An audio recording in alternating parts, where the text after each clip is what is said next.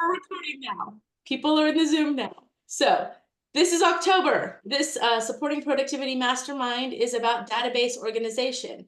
That being said, what are some of the reasons why having your database organized will help you? Like what can your database tell you if it's organized? What you need to do. So yep, what you need to do, you can have it tell you what the tasks are, what the lead gen is, or what the next thing is. What else can the database tell you if it's organized? Like, how can you use it to help you do your job? We can use it to call people for their birthdays, happy home anniversary. We can link people to other people. We can know where our leads are coming from. We can know how long they've been there. We can tag them appropriately, all the things. I'm cutting down trees as I listen to you because we had a tree fall. So I'm going to cut down trees and I am going to listen. No, that works. Kelly, be careful as those trees are coming down. So yeah, I'm a data nerd. The things that the database can tell you if it is organized, if the contact information is complete, and if you employ the and refer to it as segmentation. So if you're using tags, if you're using the drop downs, if you're using ways to categorize your data, it could tell you lots of things. It could tell you who is the right audience for your next client event. It could tell you who are your people who always come to your client events. It can tell you who are your referral VIPs. It could tell you who were your past clients this year, 2 years ago, 6 years ago. So all of that is kind of feeding into why your database should be organized. Now, who here feels like their database owns them and they don't necessarily own their database, that the database is more in control about what's going on? A little bit disorganized, a little bit problematic, or do we have a pretty good handle on what we want it to tell us? We just need to clean up some of our uses. Getting some heads that we do try to keep it organized, but we need a little bit of clarity on organization. So the way that I kind of look at it, because I see workflows, it's like seeing the matrix. I see workflows when I look at stuff, is whether your database is brand new to you, whether you've databases only in your phone, only in your mind, only on a piece of paper, or whether your database is 2,000 people in your CRM. I will always recommend at the very beginning that you literally go as easy as a piece of paper and write down, okay, what do I want to know about them? The very first segmentation is 2 to 3 big quantities, big columns. Are they this or are they that? And that's the very first thing we need to figure out. For our team's database, the very first time you get added, you are either a past client, you're either a prospective client, or you are a referral partner, which is generally our referral agent network. So you have to go through that filter, that sieve first. So whatever that looks like for you, that could be your vendors, that could be your past clients, that could be prospective clients. It could be everybody that's Sphere, everybody that's not Sphere, but writing down on your piece of paper that very first line of what are the 2 or 3 things that everybody should have to go through a gate and figure out what they are. And that's the first step. And then within those silos, I like to pick 3 things I want to know about those people. And I just kind of write notes down. What at a glance, when I'm looking at a contact, if I've got their little screen open on command, what do I want to know about that person if it's in that column? So like our agent partners, we want to know what state they're in. Because if we're looking for somebody in Texas, I don't need to be looking at the people who live in and work in New York. I want to know like where we got them from. Are they part of our pivot family? Are they part of our market center family? Are they part of, do we meet them at a conference? Pivoting to like our past clients, the big things for our past clients, did they buy or sell? What year did they buy or sell? And do they live in town or did they move away? Those are some basics that we want to know. For our prospective clients, it's where they came from and what follow-up frequency they're on. Are they on an 8x8? Are they on a 36 touch? Are they on a quarterly call? Where are they at? What are they doing? And so you're building out your list, and then that list drives your tags. That drives what you want to know, and that drives where to start. Because you can have as many tags as you want, But if you don't have a base understanding of the basic line Trying to data, find a quiet you'll corner to sit in. literally be tagging them multiple times. So does anybody have any questions or any input or any kind of, this is how you would structure your database for that very basic, literally it's 3 columns and 3 rows. And that's more so everything that you said for step 1, but I look at it like met or haven't met because I go after like expireds or for sale by owners. So I feel like I have that extra column that I need to get all handle on. So, and that's where it's going to be personal for everybody. So as Kelly was saying, is she wants to also have a column where it's met or haven't met, which I'm assuming if they're prospective, they kind of fall into that column. And so it's either, is that another column or is that the first line below that particular column? It's all in structuring, and you do have to do a little bit of structure and a little bit of understanding so that it's repeatable. The whole point of being able to categorize your data is so that it's repeatable. So that's kind of the basics on how you start determining what your tags are. You'll notice as you start working, as you start filtering in, you're like, oh, well, I want to know, did these clients go to events? You can do event tags for that. Did these clients refer to me? You can do tags for that. But you have to start somewhere, because you want to make sure that those big ticket items are easily understandable. So, sorry, I get all up in this. I have an entire SOP. So just so you guys know, I nerd out.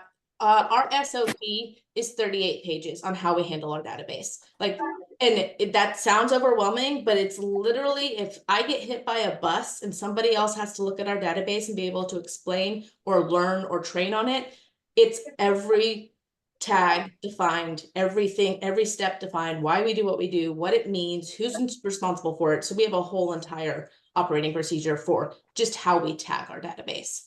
So that kind of rolls into the next step, is who is looking for clarity so that they can tag their database more effectively, and who is looking for, I just need to do a full, complete cleanup of my database, and I'm going to be going through everybody individually.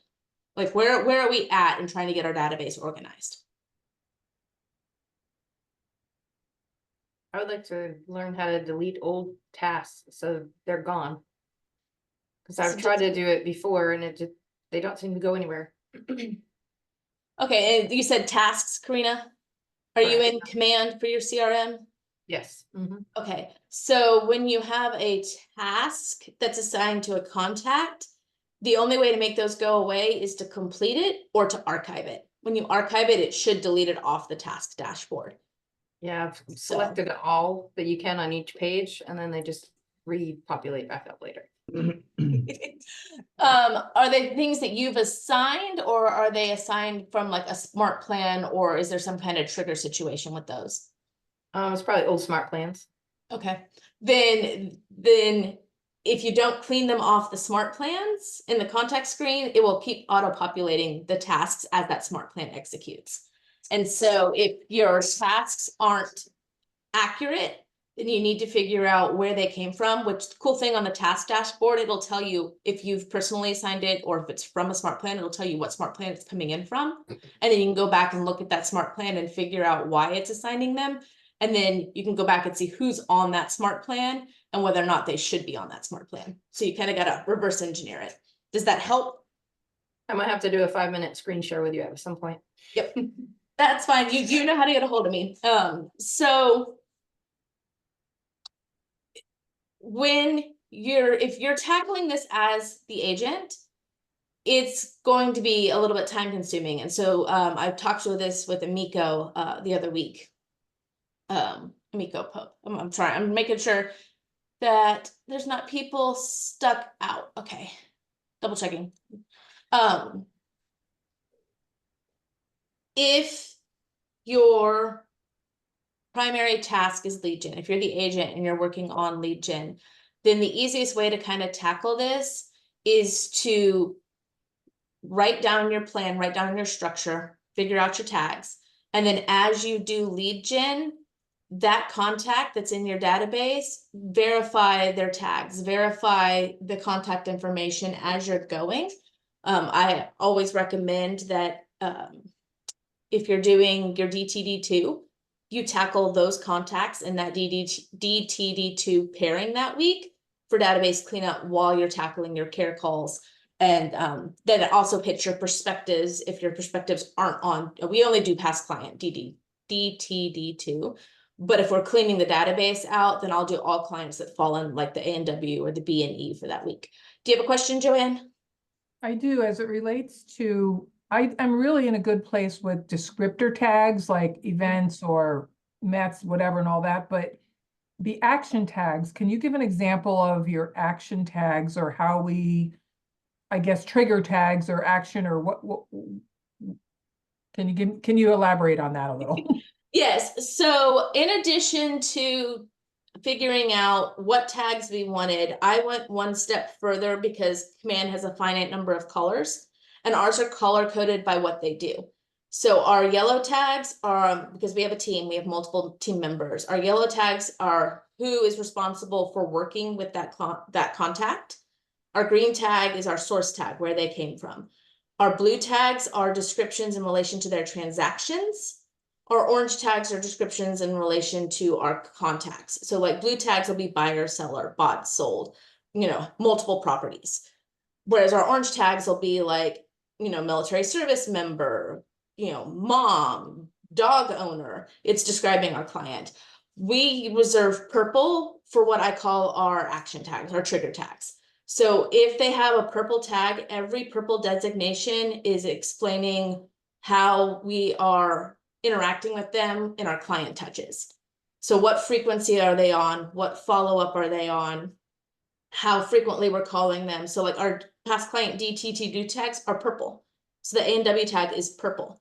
But for our prospective clients, if they're getting a weekly call or a monthly call or a quarterly call, that tag is purple. If they're got an event invite, it's purple. If they're coming to the event, their confirmation tag is purple. So at any point in time, I can look at all of their purple tags and figure out what we've talked to them about, when we talked to them last, and what we're going to be talking to them about in the future. A lot of those tags, over 80% of them, will trigger smart plans. And so you can use tags to trigger smart plans that tell you who to call, what to do, that will send emails for you, that will send text messages for you, and things like that. You can't use smart plans to auto bulk assign tags. So that's why I had the started with the exercise of, if we know that these people are going to have this kind of tag, that is done through filter. And so the search function, you have the basic search that pops down for Command, pops down on the right-hand side, versus the advanced search, which you can use multiple filters for. But if I know, okay, everybody who's bought and sold with me, I can, the combination of information that'll pop that up, then I can tag them in bulk of, okay, all of these people have bought with me in the past, they get a bought tag. All these people have sold with me in the past, they get a sold tag. All of these people have addresses, they get, an address tag. However you want to bulk sort it, you can add tags in bulk that way. You don't necessarily have to do one by one. You just have to understand how you're sorting and categorizing people, which is the whole point of knowing your database contacts, because you can sort by, whether or not they have an address, whether or not they have a birthday, whether or not they have a home anniversary date, whether or not they have certain tags. If you're using the source dropdown, you can use that to sort so that things are tagged. Or it's like, hey, I have all of these leads that came in from this event that I did. I want to send them a follow-up. You can sort and capture them that way. So every piece that you tag or drop down that you employ helps you define your audience more and more granular so that you know how to follow up and how to interact with them. So I'll come back to you in just a second, Joanne. I'm going to jump to Joel because he's been waiting a second. Joel, what was your question? So I organize my tags through, like, if I have an open house, I have an open house guest, and then I actually put the address for the open house. How deep would you go in creating tags? Like how far do you go into that? So if you are familiar with how your database is sorted, and if you have your systems in place, the tags can get as granular as you want. So we have an open house purple tag for anybody that gets added from an open house, because that's what sends the thank you for coming to the open house. Here's the information for that particular listing and all of the follow-up. But we also have a tag that is a blue tag, a description of the transactions that has it says OH, and then it has the name of the street that the open house was for. So I can go back at any point in time and say, okay, we had 17 come to this open house, we had 12 come to this open house, we had 25 from this open house, but they're all on the same flow plan. So I have 2 tags that run that. And then I can look and see, is there anybody who has been to more than one of our open houses? Are they following the team, or are they following certain properties in certain neighborhoods? So it depends on what information you want to pull from it. You can get as granular as you want, which is why you need a list. So the other part of that is all your tags should have a list of what the heck they are, so that you guys can refer back to it. Because I have been caught many a time before, where like we have a first time home buyer tag, and half of the people were using first spelt out, and half the people were using first one ST. And then I couldn't grab the data that I needed to grab because they don't match. So if you keep a list of your tags handy as well, that helps make sure that you haven't duplicated or overlapped, or there is any way to combine or merge them. Does that answer your question, Joel? Yeah. Okay. And then Joanne, did you have a follow-up question, or did I answer what you needed? I think you answered what I needed. Thank you. Okay. So any other questions? I know I've kind of covered a lot. This gets really, there's a lot of broad concepts with how you want it organized. And I could literally sit down with each one of you and walk through what it looks like for your database. I'm trying to give you concepts. I'm trying to give you tools so that you can know what happens when it's all tagged and itemized. And so, I don't want to get super detailed, defined, like really finite. I'd rather keep it a little bit more vague and a little bit more broad-based. But with our tags, we can identify, it's always, what do you want the output to be? What do you want your database to be able to tell you? And then how do you work the tags to be able to tell you that? So we put a lot of emphasis on our referral programs and our client referrals and our agent referrals, and we were trying to build that lead pillar. So knowing who was referring to us more frequently, knowing who was being referred or how many were referral versus other lead sources, was one of the reasons those tags were embedded and that source drop down was utilized, because then I can pull the data out and let us know. It's like, okay, we're 80% referral based this year, where we've always been more like 40 to 50% referral based. But that's because I can pull the tags and pull the data out. We also have been trying to get a more listing heavy rather than buyer listing kind of even keel. And so knowing what year our population bought their houses in, we're in a military town, we're a transient population. I want to talk to people who bought between 18 and 30 months ago. And so I can pull up the tags of, okay, who bought in 2022, who bought in 2023, and that's where we focus the lead gen on, to see if they're moving, to see if they're going to be listing their house, to see if they need a referral or an agent. But I wouldn't know that if I didn't have the tags and wasn't tagging the data. Does anybody else have any ways that they use their tags to kind of identify their audiences, or use them to help determine who they need to be talking to or marketing to? Any questions about what I just said? I have local invite tags. I like to do apples, and like I'm picking up apples tomorrow from North Georgia, and I'm driving them back to Tallahassee. So like I have people tagged as apples. So I know that they did apples last year. They're going to probably want them this year. If they haven't signed up on my sign up Gina's, I know that I need to call them and say, hey, did you miss the email? Do you want it? It's a touch point. But also I'm doing a nacho bar with apples, like an apple nacho bar. So that's something new this year. I want, oh my gosh, my hair. This is what happens when you cut down trees on a phone call. And so like I do gratitude gatherings twice a year where I have everybody in my database who is a Met is invited to that. Again, it's just a touch. And if they want to come, they come. If they don't, they don't. I usually have somewhere from 75 to 100 people show up. So anyway, that's how I use mine. Yep. So we have ours, like I said, if they get an invite to our client events, we have 4 that are in person. We have 1 that is virtual. And so they'll get a tag when they get an invite. And then if they RSVP, they get a tag that they RSVP'd. And then if they don't show, they get a tag that they didn't show, because that triggers our agents to call. So when they're calling, it's like, are they calling and thanking, or are they calling and it's like, hey, sorry we missed you. What's going on with you? And our events are close enough together, we can invite them to the next one. It's like, we'd love to see you at this instead, if it fits your schedule a little bit better. But we do that with blessing baskets. We do that with, the goal is to start pop buys more consistently. And so using our database to figure out who gets a pop buy and then labeling them with the tag for whatever the pop buy is, because you can create a call list, you can create a task list, you can create a go drive by their house and do a pop by list based off of those tags. So for the leverage personnel that is on this call, so those that work with and for the agents,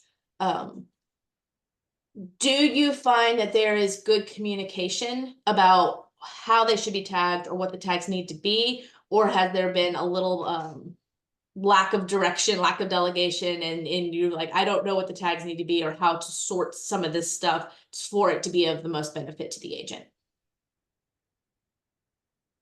I see nodding heads. Yes, Joel.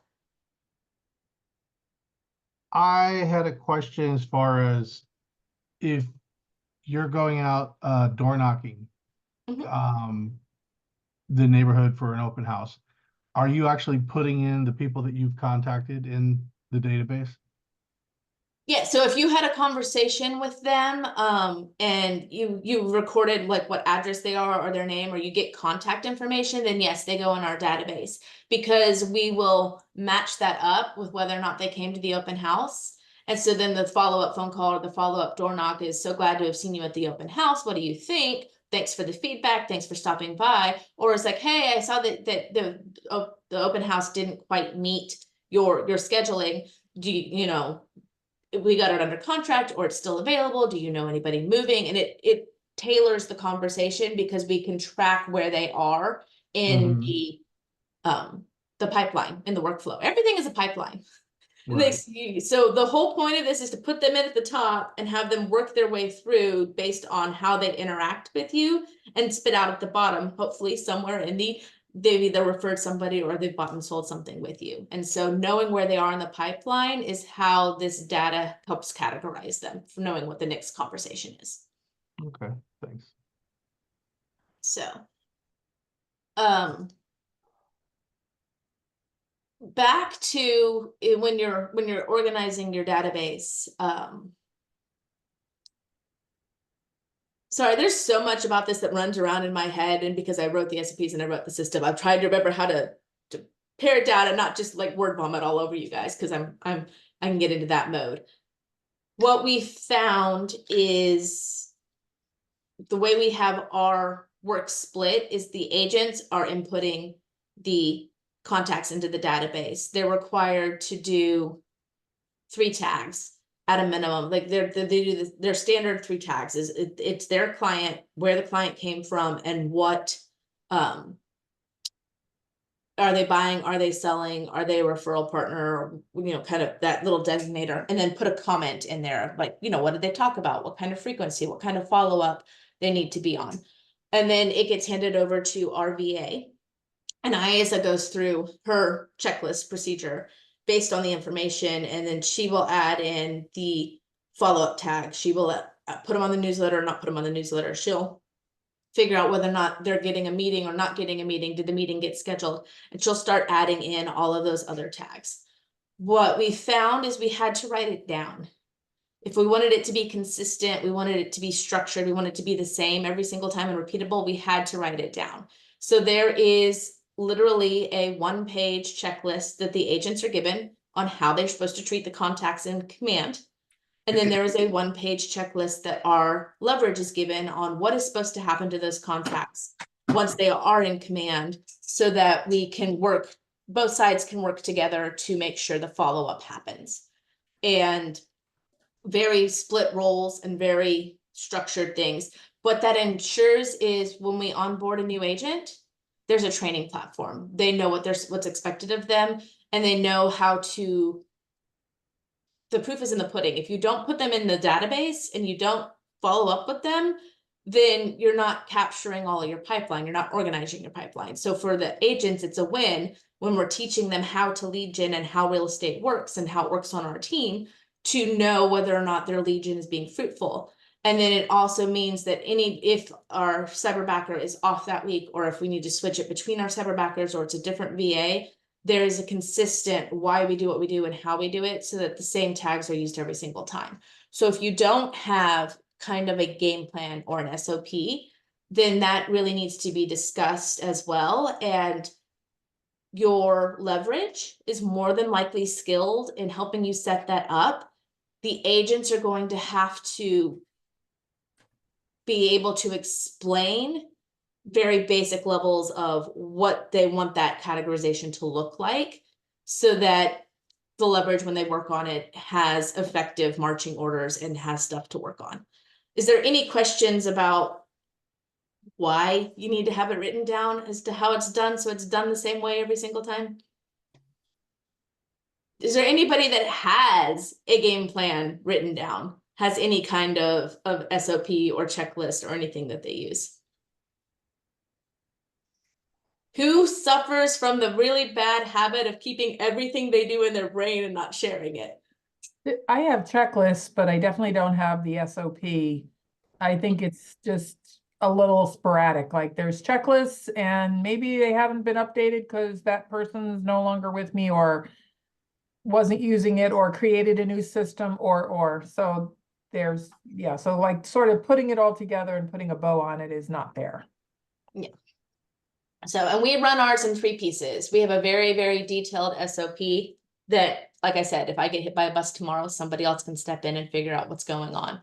Then we have a very basic I call them one-pagers. It's like a memo. It's the checklist that it's literally printed out and stuck in front of everybody's, in our office, each agent has a desk space. And so it's stuck to the wall where they're lead genning for what they're doing. And then we have the pager checklist for our VA she prints out and keeps on hers.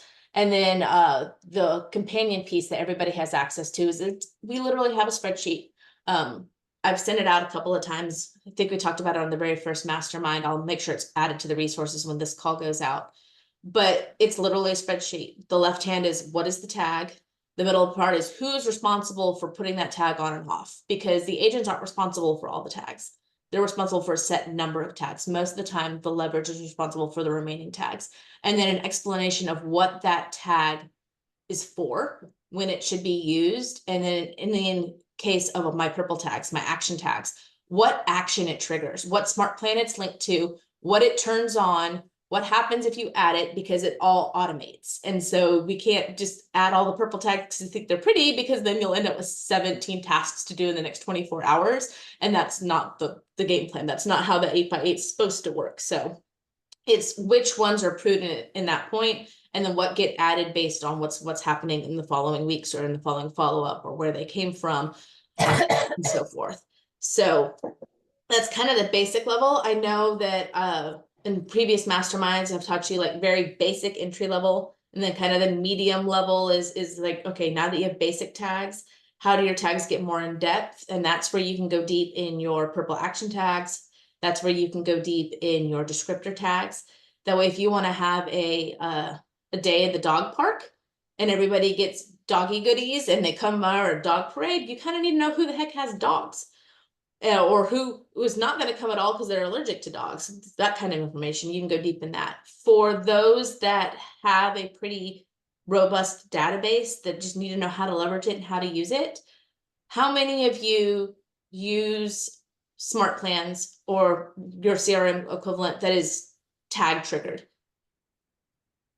I see some nodding heads. Does anybody want to tell me what their tag tag triggered smart plans are that they use in their system? Facebook leads, like ads that I run through command. That's probably the one that is pretty dialed in.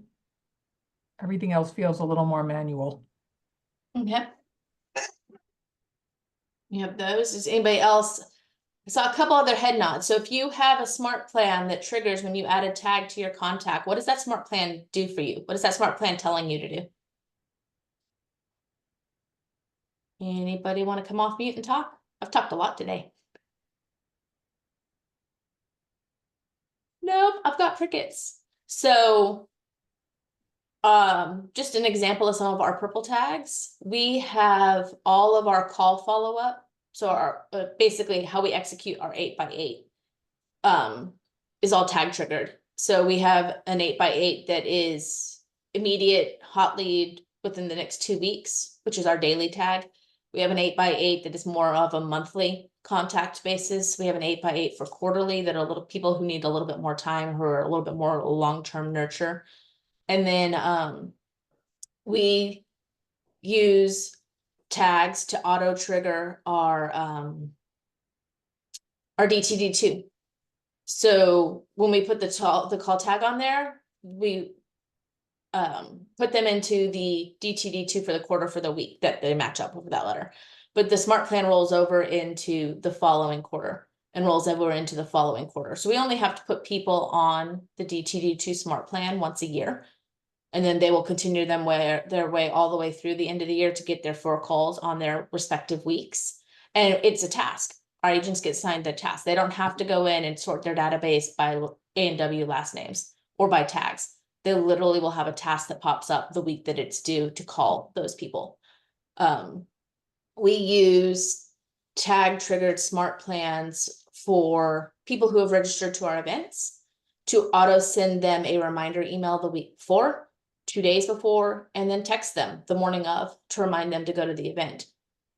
Just so they get 3 touches that you as the agent don't have to make yourself. It should be in addition to what the agent is doing, but it's backup and it's redundancy on that fact.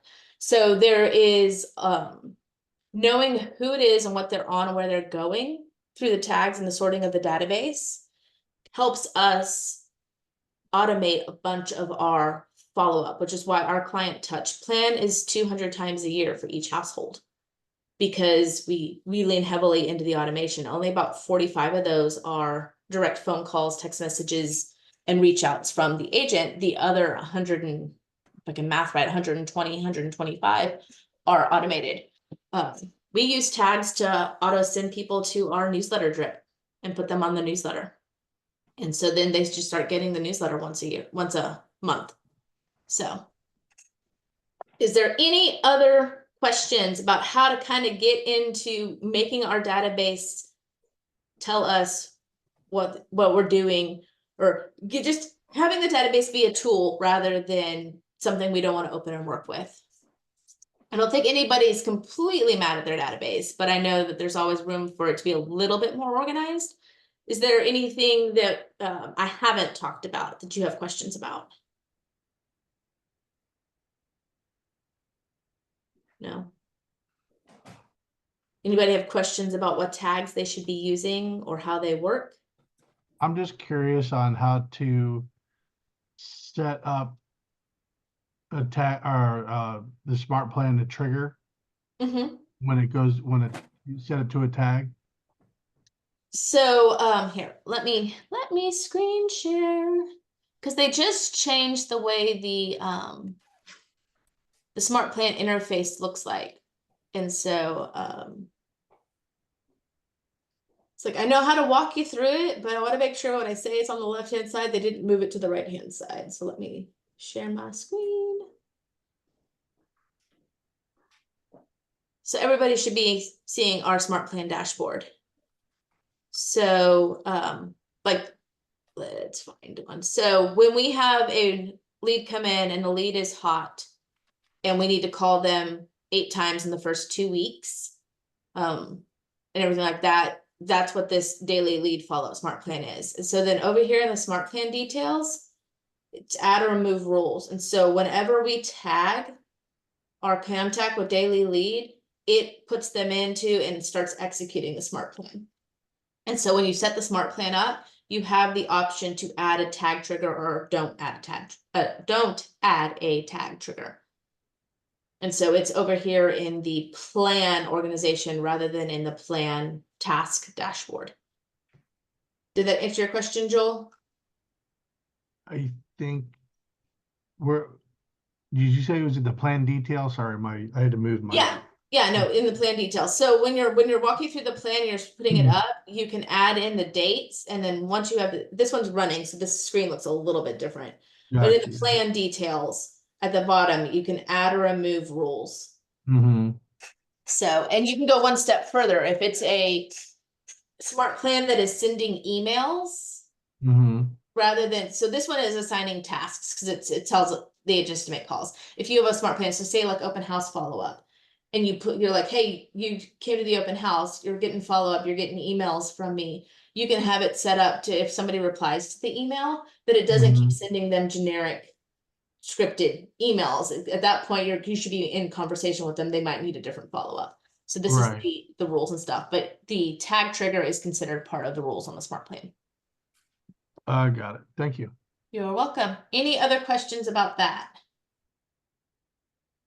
Don't see any other hands or any other people coming off of mute. So, looking for my list. Some of you sent some questions in when you registered, so I am making sure I'm not overlooking any of that. Again, so who got my email yesterday?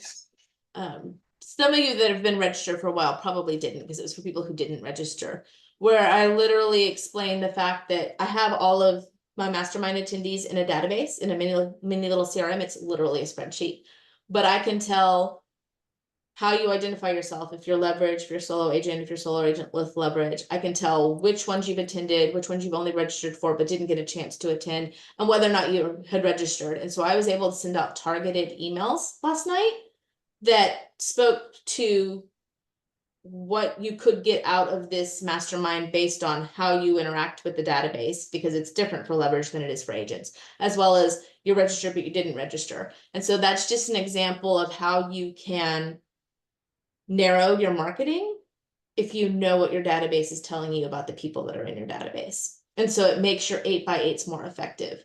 It makes being able to tailor those 8x8s to what it needs to be, or tailor that client event, or, I don't want to invite 250 people. Well, how do you use your database to narrow your notifications? Okay, deleted your notifications. So you got a question, Nisi?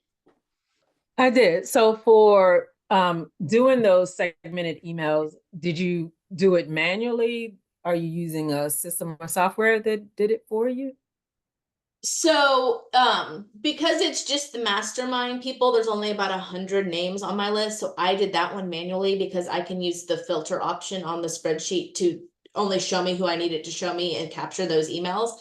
If it was in command and I was sending a direct email through command, then you can do it one of two ways. You can create an email campaign and then use your tags to set the filter to identify your audience and assign that audience to that campaign. Or you can figure out what your audience is, you can tag them, and then you can do it through a smart plan. And then basically everybody that's on that tag gets bulk added to that smart plan. And then the smart plan can send out your email messaging. So it's all in the ability to filter and clarify your data to get your audience small, and then assigning that audience to what platform you're using to send out your email marketing. It's the same way you would use tags or transfer the tags over if you're using MailChimp or Flowdesk or Constant Contact. Gotcha. Thank you. So, any other questions? Say no.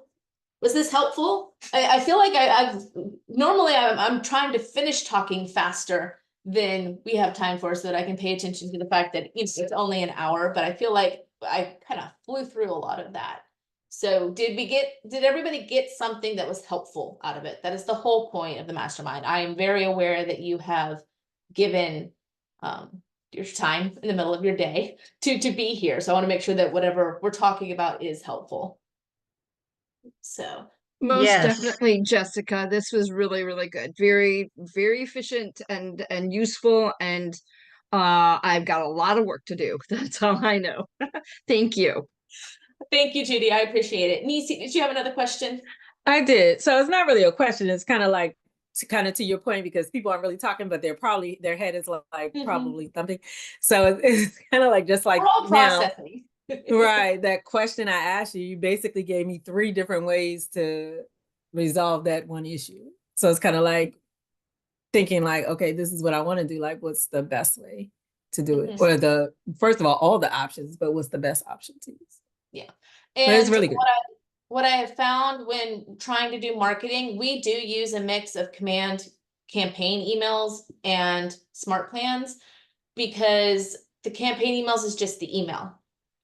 And I don't find One time. command designs to be very user friendly for me. It bothers me trying to get it to look the way I want it to look. But if I'm doing something where somebody registers for an event and I want to send them the details for the event, but then I also want to send them a reminder, but then I also want to text them, but then I also want to remind the agent to call them about the event because they're registered for the event, that is a smart plan. That is a workflow with multiple contact media. So it's not just an email through command. That's when I would default to a smart plan and set the email sent in the smart plan rather than send an email in the command. So each has its own use. It's knowing what you want it to do, what you want that workflow and that follow-up to be, and then building that out so that it's not having to, what am I supposed to do today? What am I supposed to do in 3 days? Do I need to log back in and manually doing each piece? It's trying to make that a little bit more streamlined, a little bit more automated. Sounds good. Thank you. Kelly, you have a question? I had more so of a comment. So I'm also using the tags to integrate through Zapier for outside contact type things. So if I enter somebody in my database and they have a birthday, it will automatically go into Mailbox Power. And so when that happens, then when their birthday comes, it sends out. And then 6 months later, I send a half birthday. So tags really are important because it can bring you outside of your system to do other stuff too. So just wanted Yep. to share. So we do the exact same thing. We use Mailbox Power as well. And I was amazed. I was so excited when the Mailbox Power finally got a Teams command integration, because a lot of the cool things that command does for solo agents doesn't do for Teams. The compatibility isn't there. And so, yeah, we have tags that send them out to Mailbox Power and put them on the contact list for birthday brownies, put them on the contact list for home anniversaries, put them on the contact list for holiday cards. And then we do a client drip. And so we use a tag to put them on each one of those each one of those mailing distribution lists. And then we also, like I said, use tags to send them out to MailChimp to put them on our newsletter and our mid-month email distro list. So yeah, I live and die by the tags. The tags make everything in my thing work. Like every workflow I have has a tag. Case in point, when the agents book a meeting, they put a tag in the system that is what meeting. Is it a client meeting? Is it a buyer education appointment? Or is it a listing appointment? And the very first thing it does is it auto assigns the task that immediately pops up in the contact card. And it's like, hey, you just booked this kind of meeting, and it links out to, here's the checklist before you go to the meeting. Here's your Calendly link so that you can log the meeting, because we use Calendly to automate a lot of our reminders and a lot of our information so that you can make sure that it's booked through Calendly. And then if it's a listing meeting, here's the link to your PDF listing packet, because we have the paperwork that has to go. Here's the link to, if you need to do CMA, here's all of your resources for the background for the CMA. Here's your buyer education guide, because we have a guide that we can email them the PDF of either right before or right after. But that tag triggers that list of tasks that basically link everything for our agents to go in and pull all of their resources.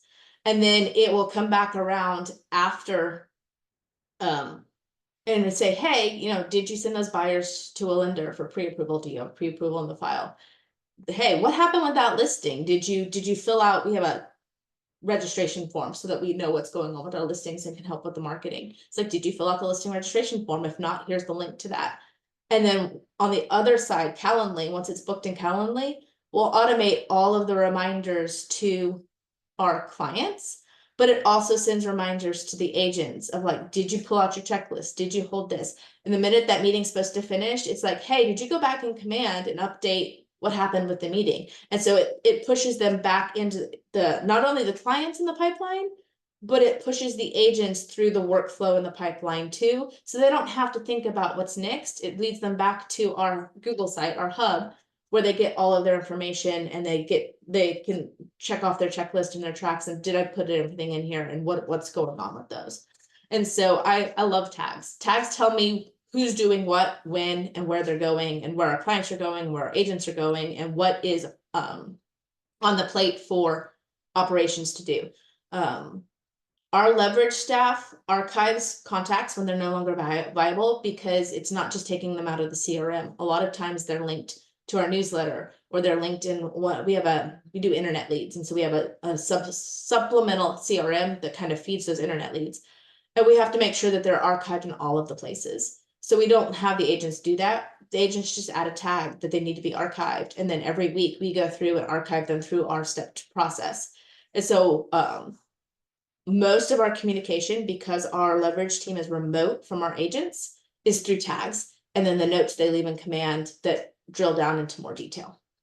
So, Jen, I have your note in here where you said that it can be, yes, it can be overwhelming trying to do the entire database at once. It's a very big, gigantic elephant. And that's where I went back to,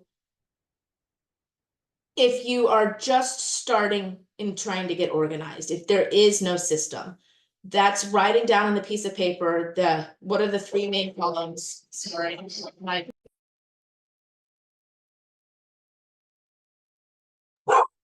apparently my FedEx man shipped. But the three main columns and then the three main rows. And so at that point, you should have 12 to 15 base foundational tags.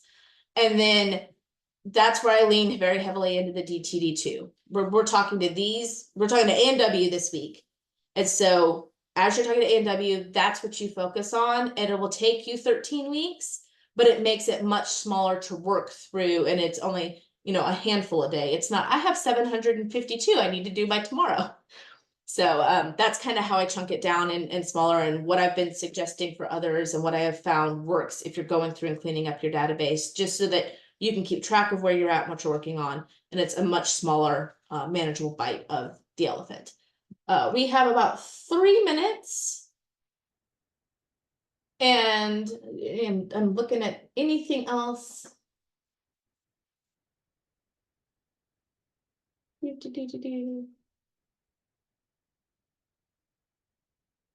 Okay, yeah, I'll definitely go back and recheck command designs. It was my project, my baby. I handed it off. We hired an admin who does all our listing coordination and all of our marketing. And so now it's just like, she's like, why do we do it this way? I'm like, that's because that's how I could get it to work without having to spend hours on it. So I'll have her go back and look and see whether or not it's more feasible to do it the other way. But yeah, I am a huge proponent in your database being where your money is, where your gold is, where your leads are, where your conversion is. And so if you don't do anything else other than call your pipeline and maintain your database, like those are the two top priorities that I feel is the most beneficial to getting anything done in this industry. So if we can get that organized to make it run a little bit smoother for you, then you guys have more time for, finding the next lead or negotiating it when it doesn't want to just go quietly into the night. I know that's what James talked about this morning. We've been talking about that in our team too, is bulletproofing your transactions. So if you're not spending your time on your database and managing that, then you can spend time managing the clients that are trying to get across the finish line. In the last couple of minutes, does anybody have any ahas, any key takeaways, any last minute questions?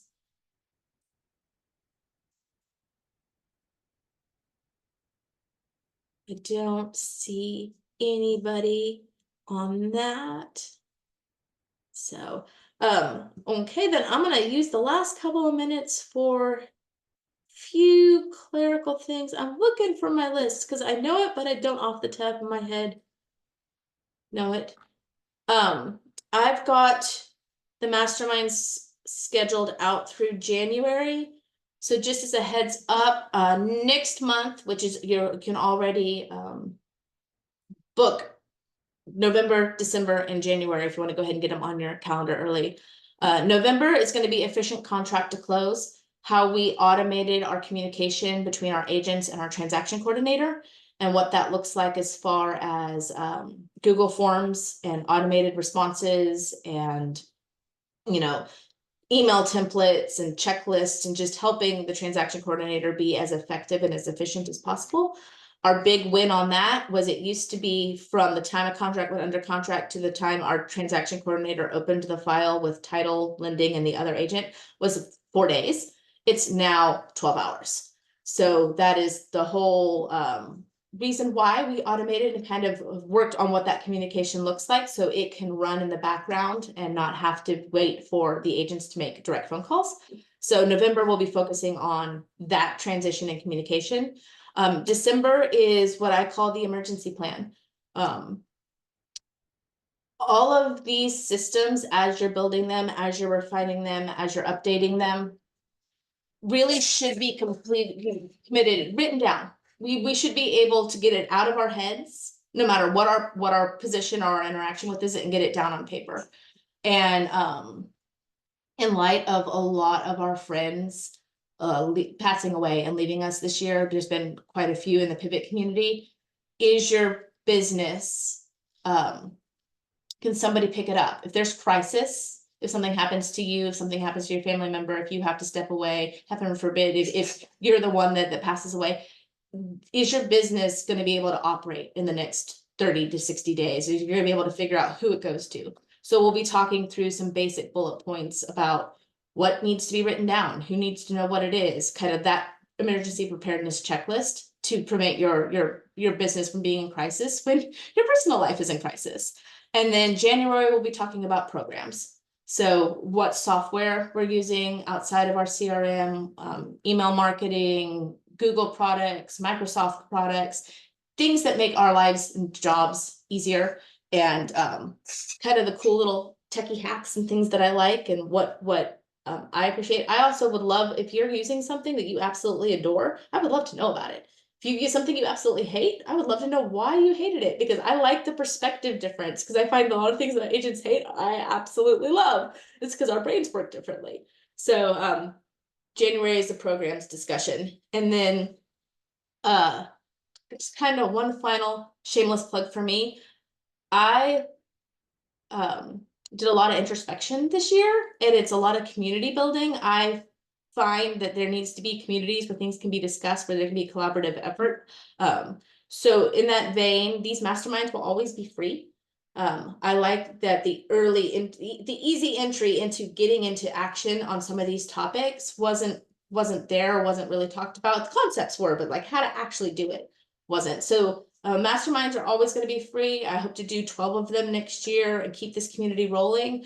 But I am looking at whether or not implementation workshops or courses are a better use of some time. So rather than teaching each of you the same thing one-on-one an hour a week, it's teaching a couple of you that object. So there'll be some emails going out, but some basic workshops where we actually get in, we talk, we build something for you, you have a worksheet, and you leave with a workable product is kind of what I'm thinking about launching. And I know I mention Google Sites all the time. I know some of you have been waiting for information on the Google Sites, but it will be an actual full-blown course to get a Google site up and running, and what that looks like. And it's a phenomenal communication tool for teams. And so I would love to get that as a product. So that's kind of what's coming. You'll get some heads up on that. And then because you were here, everybody who attended this month always gets the email first. So you guys will get a recording of this, plus any resources I can send your direction in relation to what we talked about today. That'll be in your inboxes by Friday. And I will see you next month. It's November 14th if you want to bookmark your calendars. I appreciate all of you, and thank you so much for being here. And you know where to find me. The fastest way is on Facebook. So you can Facebook or you can email me, and I'm normally pretty responsive to that. Thank you, Jeff. Thank you. Jessica. Thank you. Bye. Have a great day.